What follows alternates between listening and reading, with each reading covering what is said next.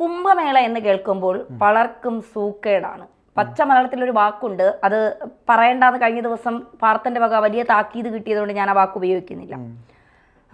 പക്ഷേ സത്യത്തിൽ അത് ചില പരാമർശങ്ങൾ കാണുമ്പോൾ നമുക്കത് പറഞ്ഞു പോകുമെന്നുള്ളത്. എന്തിനാണ് ഇങ്ങനെ കുംഭമേളയ്ക്കെതിരെ പലരും ഇത്തരം സൂക്കേടുകൾ തീർക്കാനായി വരുന്നത് എന്നുള്ളതാണ്. ഇപ്പോൾ BBC-യിലെ റിപ്പോർട്ടർ പറയുന്നു കുംഭമേളയല്ല കുളി മഹോത്സവം എന്ന്.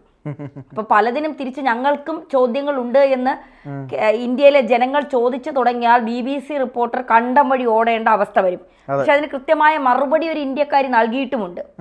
എന്താണ് സംഭവം? ഈ സൂക്കേടുള്ളവരുടെയൊക്കെ സൂക്കേടൊന്ന് തീർത്തു കൊടുത്തേ. അതങ്ങനെയൊന്നും തീരില്ല. അത് ഒരു തരത്തിലുള്ള ഒരു ലെഫ്റ്റ് ലിബറൽ ജിഹാദി മാധ്യമ പ്രവർത്തനത്തിന്റെ ഭാഗമാണത്. അല്ല, ശരിയാണത്, അങ്ങനെ തന്നെ പറയണം അതിനെ. അപ്പൊ ആ ഒരു രീതിയിലുള്ള ആളുകളുടെ ഒരു ഒറ്റ മിനിറ്റ്, ഇനി ഞാൻ ലൈറ്റ് ആക്കിക്കോന്ന് ഇങ്ങനെ കാണിച്ച സ്ഥിതിക്കേ ഇനി പറയുന്ന മറ്റേ വെള്ളം അടിക്കുമ്പോഴേക്ക് ഇങ്ങനെയൊക്കെ കടിക്കില്ല, അതാണെന്ന് പറയും. അല്ല, ഞാൻ എല്ലാത്തിലും ഇങ്ങനെ കാണിക്കും, അതുകൊണ്ടാണ്. അപ്പോൾ ഇത്തരം ആളുകൾ, അതൊരു ഇന്ത്യ വിരുദ്ധ മനോഭാവമുള്ള കുറേ ആളുകളുണ്ട്.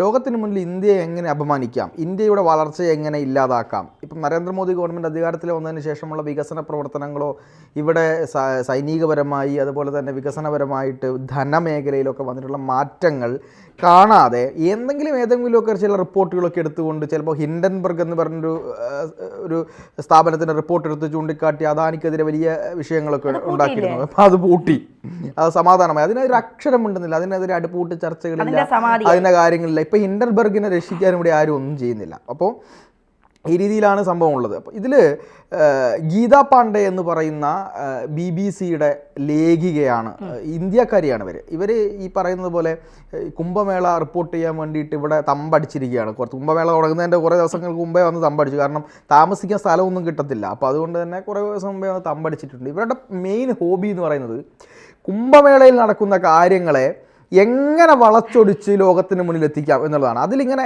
ഇവരിങ്ങനെ റിസർച്ച് നടത്തിക്കൊണ്ടിരിക്കുകയാണ്. അപ്പോൾ ഇവർ പറഞ്ഞത് മഹാകുംഭമേള എന്നിപ്പോൾ പറയുന്നത് കുറേ ഭസ്മം പൂശിയ സന്യാസിമാർ വന്ന് കുളിക്കുകയാണ്. ആ കുളിമേളയാണ് ഇവിടെ നടക്കുന്നത്, കുംഭമേളയല്ല, കുളിമേളയാണ് നടക്കുന്നത് എന്നാണ് ഇവർ ഇതിൽ പറയുന്നത്. അല്ലെ, അതിലേക്ക് നമുക്ക് വരാം, അത് പറയാനുണ്ട് രണ്ടാമത്തത്, അതിലേക്ക് പോകുന്നത്. അപ്പോൾ ഇത്തരം കാര്യങ്ങൾ BBC പോലുള്ളൊരു മാധ്യമത്തിൽ കൊടുക്കുമ്പോൾ BBC-ക്ക് പോലും അതിൽ എതിർപ്പുണ്ട് എന്നാണ് പുറത്തു വരുന്ന വാർത്തകൾ. BBC-യുടെ പല റിപ്പോർട്ടർമാരും അവിടെയുണ്ട്, പലരും നല്ല വാർത്തകൾ കൊടുക്കുന്നുണ്ട്. പല മേഖലകളിൽ നിന്നും ഇതിന് അനുകൂലമായിട്ടും ഈ സംഭവം എന്താണ് എന്നറിയാൻ വേണ്ടിയിട്ടും ആളുകൾ വരുന്നുണ്ട്. ആപ്പിളിൻ്റെ സ്ഥാപകനായിട്ടുള്ള, അല്ലെങ്കിൽ ആപ്പിളിൻ്റെ സ്ഥാപകൻ്റെ ഭാര്യ കമല എന്ന പേരിൽ ഇവിടെ വന്ന് കുംഭമേളയിൽ സ്നാനം ചെയ്ത കാര്യമൊക്കെ നമ്മൾ വായിച്ചതാണ്. പേര് സ്വീകരിച്ചിട്ട് ഇവിടെ സ്നാനം ചെയ്തതൊക്കെ നമ്മൾ കണ്ടതാണ്. അപ്പോൾ ആ രീതിയിലേക്ക് കാര്യങ്ങൾ പോകുമ്പോഴാണ് ഇത്തരം ചില കാര്യങ്ങളെ ഉയർത്തി കാണിക്കുന്നത്.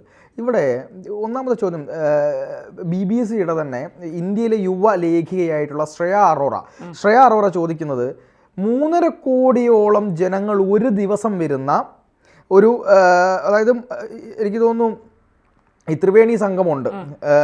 ഈ ത്രിവേണി സംഗമത്തിൽ കുളിക്കാൻ വേണ്ടി മകരസംക്രാന്തി ദിവസത്തിൽ ആളുകൾ എത്തുമ്പോൾ അന്ന് മാത്രം ഏകദേശം 3.5 കോടി ജനങ്ങളാണ് അവിടെ എത്തുന്നത്. ആ ഒരു ഇത്രയും ദിവസത്തിനിടയ്ക്ക് തന്നെ 8-9 കോടി ജനങ്ങൾ അവിടെ എത്തി. ഈ ഒരു സ്ഥലത്തേക്ക് 8-9 കോടി ആളുകൾ വരുമ്പോൾ ഒരു ദിവസം 3.5 കോടി ജനങ്ങൾ ഇത്തരം പ്രത്യേക ദിവസങ്ങളിൽ എത്തുമ്പോൾ പ്രയാഗ്രാജ് പോലുള്ളൊരു സ്ഥലത്ത് ട്രാഫിക് ജാം ഉണ്ടാവില്ലേ എന്നാണ് ശ്രേയ അറോറ ചോദിക്കുന്നത്. ട്രാഫിക് ജാം സ്വാഭാവികമായിട്ടുണ്ടാവും. ഈ പറയുന്ന ഗീതാ പാണ്ഡെ പറഞ്ഞത് ഇവിടെ ഭയങ്കര ട്രാഫിക് ജാമാണ്, അതുകൊണ്ട് എവിടെ എനിക്ക് നിൽക്കാൻ പറ്റുന്നില്ല. ഇവരെവിടെ നിൽക്കുന്നു എന്നുള്ളതല്ലല്ലോ ഇവിടെ പ്രശ്നം. കോടിക്കണക്കിന് ആളുകൾ വരുമ്പോൾ ട്രാഫിക് ജാം ഉണ്ടാവും. നമ്മുടെ തൃശ്ശൂർ പൂരത്തിന് പോയി കഴിഞ്ഞാൽ തൃശ്ശൂർ നമുക്കറിയാം എങ്ങനെയാണ് അതിനുള്ളിൽ നിന്ന് പുറത്ത് കിടക്കാൻ കഴിയുന്നത് നമുക്കറിയില്ല കേട്ടോ. വലിയ ട്രാഫിക് ജാം ആയിരിക്കും. എന്തിന് ഒരു പാർട്ടിയുടെ സമ്മേളനം നടന്നാൽ ആ ദിവസം പല നഗരങ്ങളും ട്രാഫിക് ജാമിലാണ്. അപ്പോൾ അതുപോലുള്ള ഒരു സമയത്ത് ഒരു കുംഭമേളയ്ക്ക് വേണ്ടി മാത്രം ഒരു ജില്ലയടക്കം രൂപീകരിച്ചുകൊണ്ട് എല്ലാ സന്നാഹങ്ങളും ഒരുക്കി. അപ്പോൾ അത്രയും ആളുകൾ വരുന്ന സമയത്ത് അവിടെ അവിടെ ട്രാഫിക് ജാമൊക്കെ ഉണ്ടാവും, അത് സ്വാഭാവികമാണ്. അതിനെപ്പോലും എടുത്ത് കാണിക്കണം ഇവിടെ ട്രാഫിക് ജാമാണ്. ഈ രീതിയിലാണ് ഇവർ പോകുന്നത്. അപ്പോൾ എന്തുകൊണ്ടാണ് ഇങ്ങനെ പറയുന്നത് എന്നാണ് ശ്രേയ അറോറ ചോദിക്കുന്നത്. ഇതൊക്കെ സ്വാഭാവികമായ കാര്യങ്ങളല്ലേ, ഇതൊക്കെ വളച്ചൊടിച്ചുകൊണ്ട് നിങ്ങൾ ആരെയാണ് തൃപ്തിപ്പെടുത്താൻ ശ്രമിക്കുന്നത് എന്നാണ് ശ്രേയ ചോദിക്കുന്നത്. ഗൗരവമായ കാര്യം തന്നെയാണ്. രണ്ടാമത്തത് ഇവർ പറയുന്നത് എന്താണ്, സന്യാസിമാർ വന്നിട്ട് ഭസ്മം പൂശി കുളിക്കുന്നു എന്നാണ് ഇവരുടെ പരാതി. ഈ ഇന്ത്യക്ക് പുറത്ത് വിദേശ രാജ്യങ്ങളിൽ പോയിരുന്ന് BBC ഒക്കെ BBC റിപ്പോർട്ടിംഗ് ആയിട്ട് പല വിദേശ രാജ്യങ്ങളിലും പോയിരുന്ന് കുളിക്കാതെ എങ്ങനെ ജീവിക്കാമെന്ന് റിസർച്ച് നടത്തിക്കൊണ്ടിരിക്കുന്ന ഗീതയെ പോലുള്ള ആളുകൾക്ക് ഈ കുളിക്കുന്ന ആളുകളെ കാണുമ്പോൾ ചൊറിച്ചിൽ വരും. അത് സ്വാഭാവികമാണത്, അത് പറഞ്ഞിട്ട് കാര്യമില്ല. നിങ്ങളൊക്കെ എങ്ങനെയാണ് ഇങ്ങനെ ദിവസവും കുളിക്കുന്നതെന്നാണ്. ഗീതാ പാണ്ഡെ അവിടെ വന്നതിന് ശേഷം കുളിച്ചിട്ടേ ഉണ്ടാവില്ല. കാര്യം അത്രയ്ക്ക് തണുപ്പാണ് അവിടെ, അത്രയ്ക്ക് തണുപ്പാണ്, സീരിയസ്ലി അത്രയ്ക്ക് തണുപ്പാണ്. ആ തണുപ്പത്ത് ഈ സന്യാസിമാർ വെള്ളത്തിലിറങ്ങി കുളിക്കുകയും ആ കുളിച്ചിട്ട് വന്നിട്ട് ധ്യാനം ഇരിക്കുകയും വെള്ളത്തിൽ ധ്യാനം ചെയ്യുന്ന സന്യാസിമാരുണ്ട്. ഇത് കാണുമ്പോൾ ഗീതാ പാണ്ഡയ്ക്ക് ആകെ പ്രശ്നമാണ്. ഞാനൊട്ട് കുളിക്കത്തുമില്ല, ഇവന്മാരെങ്ങനെയാണ് ഈ കുളിക്കുന്നത് എന്നുള്ള ഒരു ഈർഷ്യയിൽ നിന്ന് ഉണ്ടായി വരുന്ന ചില ജൽപ്പനങ്ങളിൽ നിന്ന് മാത്രമേ നമുക്കിതിനെ കാണാൻ വേണ്ടി കഴിയൂ. അതിലൊക്കെ അപ്പുറത്തേക്ക് ഞാനത് പറയുന്ന സമയത്തും അതിനെക്കൂടെ അപ്പുറത്തേക്ക് ഇന്ത്യക്ക് വിരുദ്ധമായ ചില കാര്യങ്ങൾ, ഈ പറയുന്ന ജോർജ് സോറോസിനെ പോലുള്ള ആളുകളുടെ ഫണ്ടിങ് ഏത് രീതിയിലാണ് ഇന്ത്യക്കെതിരെ പ്രവർത്തിക്കുന്നത് എന്നുള്ളത് നമ്മൾ മനസ്സിലാക്കണം. നമ്മളിവിടെ അദാനി എന്നൊക്കെ പറഞ്ഞ് ഇങ്ങനെ ഇരിക്കുന്ന സമയത്ത് എന്തുകൊണ്ടാണ് സോറോസിനെ പറ്റി പറയാത്തത്? സോറോസ് എന്ന് പറയുന്ന ഒരു കടൽക്കിഴവൻ ലോകത്തെ മൊത്തം നിയന്ത്രണത്തിലാക്കാൻ വേണ്ടി ഒരു വലിയ പദ്ധതികൾ തയ്യാറാക്കി നടന്നുകൊണ്ടിരിക്കുന്ന സമയത്ത് അതിൻ്റെ അപകടം ആദ്യം തിരിച്ചറിയാതിരുന്ന അമേരിക്കയിലെ ഒരു എല്ലാ കാര്യങ്ങളും, അതായത് എനിക്ക് തോന്നുന്നു ഇന്ന് ലോകം പോകുന്നത് തന്നെ അദ്ദേഹത്തിൻ്റെ കൈകളുണ്ട്, വലിയ വ്യവസായി.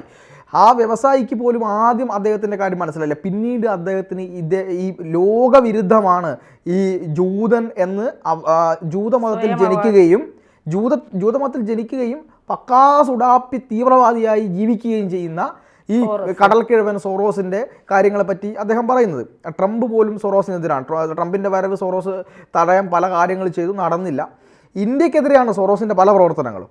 ബംഗ്ലാദേശിനെ, അതുപോലെ തന്നെ കാനഡയെ ഒക്കെ ഇന്ത്യക്കെതിരെ ഉപയോഗിക്കാൻ വേണ്ടി സോറോസ് നടന്ന ശ്രമങ്ങളുണ്ട്.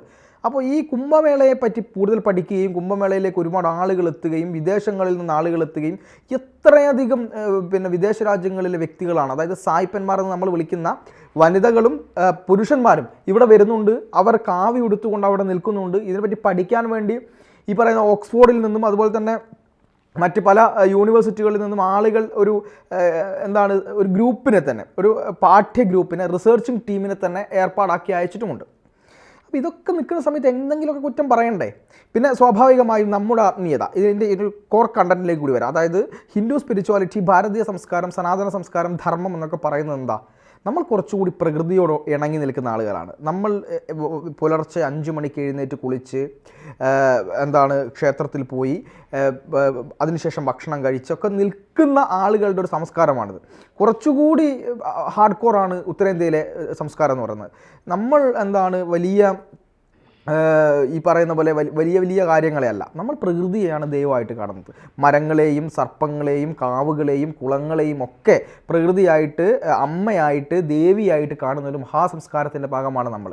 അതിൽ ഡ്രസ്സ് ഇടാതെയും ഭസ്മമുട്ടുകൊണ്ടൊക്കെ കുളിക്കുകയും അതുപോലെ തന്നെ ധ്യാനം ഇരിക്കുകയും ധ്യാനത്തിലൂടെ നമ്മുടെ മനസ്സിനെ കേന്ദ്രീകരിക്കുകയും അതുവഴി പരബ്രഹ്മത്തിലേക്ക് എത്താനുള്ള കാര്യങ്ങളൊക്കെ ചെയ്യുന്നതാണ് നമ്മുടെ ധർമ്മം എന്ന് പറയുന്നത്. ആ ധർമ്മത്തിൽ ആയിരക്കണക്കിന് സന്യാസിമാർ, ആയിരക്കണക്കിന് വിവിധ മേഖലകളിലുള്ള സന്യാസിമാർ, വിവിധ അഖാഡകളിലുള്ള സന്യാസിമാർ, നാഗസന്യാസിമാർ, അതുപോലെ തന്നെ ഈ നമ്മുടെ അഘോരികൾ, ദിഗംബരന്മാർ, അങ്ങനെ തുടങ്ങി പല ആളുകൾ വരുന്നുണ്ട്. അപ്പോൾ അവർക്കൊക്കെ പലവിധ സംസ്കാരങ്ങളും പലവിധ രീതികളുമാണുള്ളത്. അപ്പോൾ അതൊക്കെ കണ്ടുകൊണ്ട് അതിനെപ്പറ്റിയൊക്കെ ആളുകൾക്ക് അത്ഭുതമാണുള്ളത്. പിന്നെ എല്ലാ സന്യാസിമാരും ഒന്നും മഹാന്മാരാണ് എന്ന് ഞാൻ പറഞ്ഞില്ല. കുറേ ഉടായ്പകൾ അതിൻ്റെ ഇടയിൽ കയറിയിട്ടുണ്ടാവും, 100% ഉണ്ടാവും. പിന്നെ അതിലൊക്കെ ഉപരിയായിട്ട് കുറേ യൂട്യൂബർമാർ ഇപ്രാവശ്യം ഈ പറയുന്ന കുംഭമേളയ്ക്ക് പോയിട്ടുണ്ട്. ഇവർ കുംഭമേളയിൽ നടക്കുന്ന ഓരോ കാര്യങ്ങളും ഇവർ എടുത്തിട്ട് പുറലോകത്തെത്തിക്കുന്നുണ്ട്. അതിൽ തന്നെ ഇവരുടെ ഏറ്റവും വലിയ കാര്യം എന്ന് പറയുന്നത് നെഗറ്റീവുകളെ മാത്രം റിസർച്ച് ചെയ്ത് നടക്കുന്ന പെൺകുട്ടികളുടെ പുറകെ മാത്രം ഏതൊക്കെ നല്ല പെൺകുട്ടികളുണ്ട് എന്ന് അന്വേഷിക്കുന്ന ചില യൂട്യൂബർമാരുണ്ട്. അപ്പോൾ ഈ യൂട്യൂബ് ഓൺലൈൻ ടീം ആ മേഖലയിലേക്ക് പോയപ്പോൾ സാധാരണ ചാനലുകൾക്കും അവിടേക്ക് പോകാൻ പറ്റാത്ത അവസ്ഥ, മീൻസ് പോകാൻ പറ്റാത്തതല്ല, അവിടേക്ക് ശ്രദ്ധ കേന്ദ്രീകരിക്കാൻ കഴിയാത്ത ഒരവസ്ഥയുണ്ടായിരുന്നു. പക്ഷേ ഇപ്പോൾ ആ ശ്രദ്ധ ഈ ഓൺലൈൻ മാധ്യമങ്ങൾ മൊത്തം അതിൻ്റെ വിഷ്വൽ എടുക്കുമെന്ന് പേടിച്ചുകൊണ്ട് പ്രമുഖ മാധ്യമങ്ങൾ എല്ലാവരും അവിടെ പഠിച്ചിട്ടുണ്ട്. ഞാൻ പറഞ്ഞില്ലേ, ആ രീതിയിലേക്ക് ഇത് മാറുകയാണ്. അപ്പോൾ ഇത്തരത്തിലുള്ള വിമർശനങ്ങളൊക്കെ പുച്ഛിച്ച് തള്ളുക എന്നുള്ളത് തന്നെയാണ് ശ്രേയ അറോറയുടെ വാക്ക്. ശ്രേയ അറോറ ചോദ്യം ചെയ്തത് ഒരു വലിയ പത്രപ്രവർത്തകയെ, ഒരു യുവ പത്രപ്രവർത്തക വളരെ കൃത്യമായ വാചകങ്ങളിലൂടെ ഒടിച്ചു കളഞ്ഞിരിക്കുന്നു, അല്ലെങ്കിൽ പരിഹസിച്ച് തള്ളിക്കളഞ്ഞിരിക്കുന്നു. അത്രമാത്രമേ നമുക്ക് ചെയ്യാനുള്ളൂ.